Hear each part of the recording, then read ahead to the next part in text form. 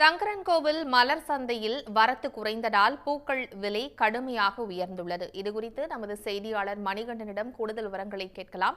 மணிகண்டன், எந்தெந்த பூக்களின் விலை எவ்வளவாக உயர்ந்திருக்கிறது? கூடுதல் விவரங்களை பதிவு செய்யுங்க.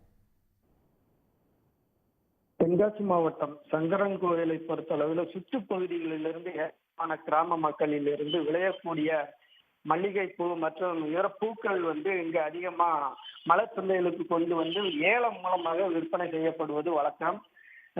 சங்கரன்கோவில் மட்டும் இல்லாமல் பக்கத்து அண்டை மாநிலமான கேரளாவிற்கும் பூக்களானது ஏற்றுமதி செய்யப்படுகிறது.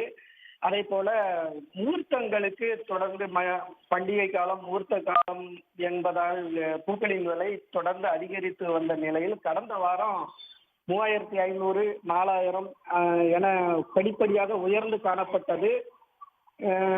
இன்று நாளை முகூர்த்த நாள் இல்லை, இருந்த போதிலும் நாளை மறுநாள் முகூர்த்த நாள் உள்ளது. இதனால் இன்று 5000 வரை மல்லிகை பூவானது விற்பனை செய்யப்பட்டு வருகிறது. நாளை இதை விட அதிகமாக மல்லிகை பூவின் விலை கூடும் என எதிர்பார்க்கப்படுகிறது.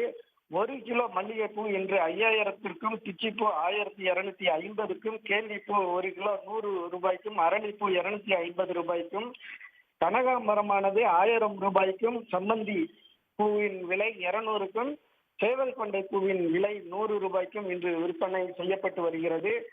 நாளை மறுநாள் முகூர்த்த நாள் என்பதால் இதை விட பூக்களின் விலை உயரக்கூடும் என எதிர்பார்க்கப்படுகிறது.